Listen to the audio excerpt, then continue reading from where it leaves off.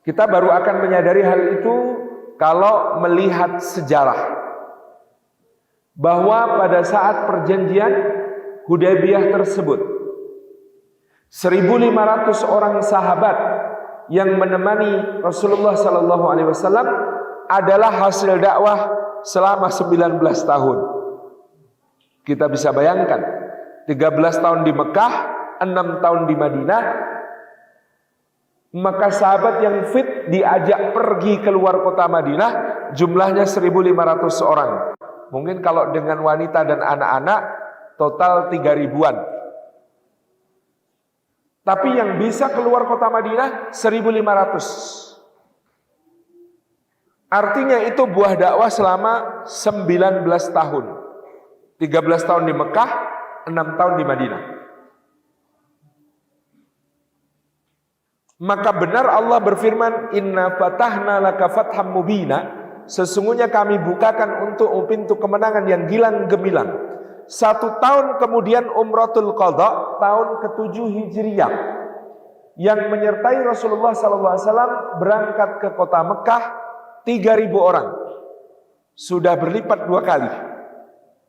Maka Allah lagi-lagi menurunkan ayatnya di surah Al-Fat ayat ke-28.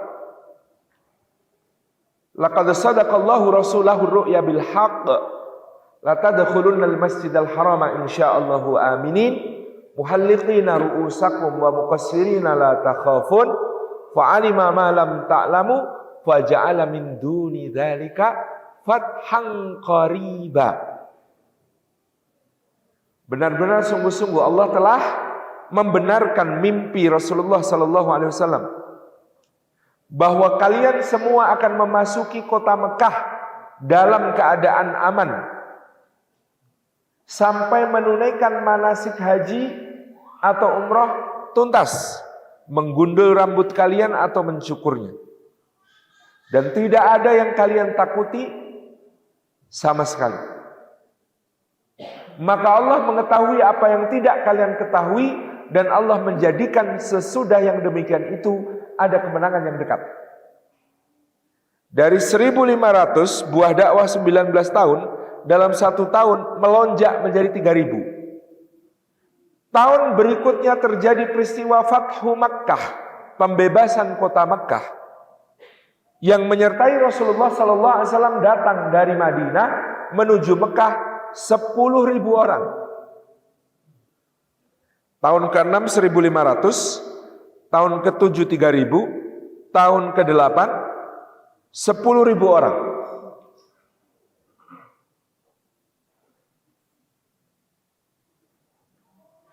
Maka Allah Subhanahu wa taala kembali menurunkan ayatnya yang mulia. Idza jaa nasrullahi wal fath wa ra'aitan nasa yadkhuluna fi dinillahi afwaja fasabbih bihamdi rabbika wastaghfir innahu kana tawwaba. Apabila datang pertolongan Allah dan kemenangan, maka kamu lihat manusia berbondong-bondong memasuki agama Allah, maka bertasbihlah memuji Rabbmu dengan beristighfar kepadanya. Sesungguhnya Allah Maha penerima taubat. Tahun ke-8. Tahun ke-9 Nabi SAW berangkat menuju Tabuk untuk menghadapi pasukan Romawi yang menyertai Rasulullah SAW di tahun ke-9 menuju Tabuk 30.000 orang.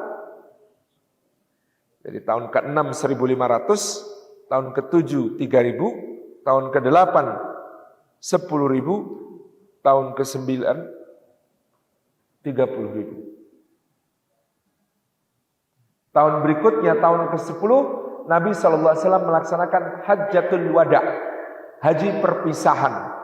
Maka yang mengikuti Rasulullah SAW dalam haji wada 120.000 orang.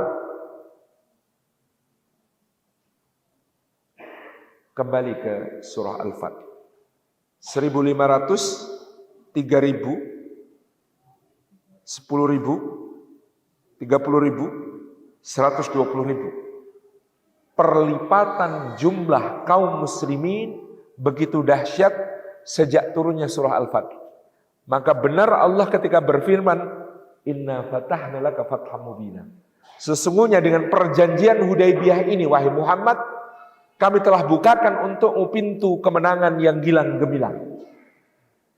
Sayyidina Umar bin Khattab saja waktu itu masih protes, merasa perjanjian Hudaybiyah itu merugikan, merasa perjanjian Hudaybiyah itu membuat kaum muslimin terhina, terendahkan. Tetapi kemudian seperti dijelaskan oleh Dr. Ali Muhammad As-Salabi, para sahabat waktu itu tidak menyadari bahwa secara diplomatik perjanjian Hudaybiyah kemenangan yang luar biasa. Dulu sebelum perjanjian Hudaybiyah, seluruh bangsa Arab memandang yang sah adalah kota Mekah, Nabi Muhammad adalah sempalan yang memberontak. Maka ketika Mekah saja mengajak berunding duduk semeja, berarti Mekah sudah mengakui bahwa Madinah sejajar, sama-sama sah. Kalau sudah duduk berunding sama-sama sah, ini Mekah, ini Madinah, maka bangsa Arab tinggal melihat mana yang sedang menanjak, mana yang sedang meredup. Dan di tahun ke-6 itu terlihat jelas Madinah menanjak, Mekah surut. Maka bangsa Arab bergabung berbondong-bondong dengan Rasulullah di Madinah. Meskipun kayaknya di klausul perjanjian kakean ngalah, tetapi ngalah itu kata Cak Nun bukan dari kata dasar kalah, tapi dari kata dasar Allah. Ngallah, nah itu orang Jawa nggak bisa mengatakan Allah, yakni tawakal kepada Allah, lalu menyebut ngalah. Wis ngalah wae. Ngalah itu ngallah, yakni tawakalna alallah. Tawakal kepada Allah, maka Allah menjanjikan kami bukakan untukmu kemenangan yang gilang gemilang. Dari 1.500, 3.000, 10.000, 30.000, 120.000 itu, maka kita melihat mana yang peristiwanya berupa perang, pedang, dan pembunuhan. Tahun ke-6 bentuknya syiar ibadah dan perundingan. Malah perundingan damai. Ternyata tahun berikutnya Islam sudah berlipat 2 kali.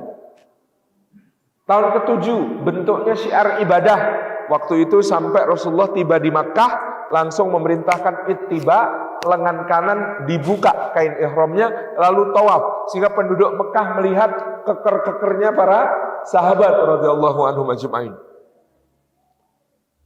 Berlipat jadi 3 di tahun ke-8 menjadi 10.000 orang, dan tahun ke-8 meskipun disebut sebagai Fathu Makkah, tetapi nyaris tidak terjadi pertumpahan darah sama sekali.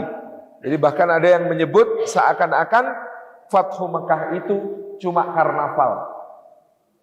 Karena Rasulullah dan berbagai kabilah berbaris memasuki kota Makkah tanpa ada pertumpahan darah.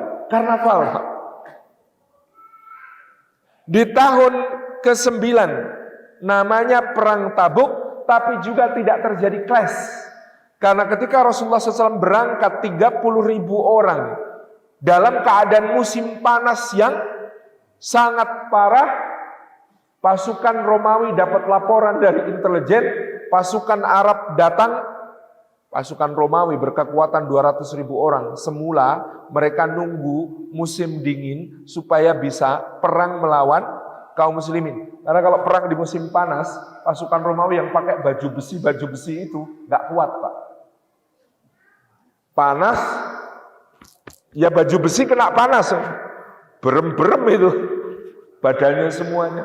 Sudah berat, panas, kuringetan, wis ora fokus.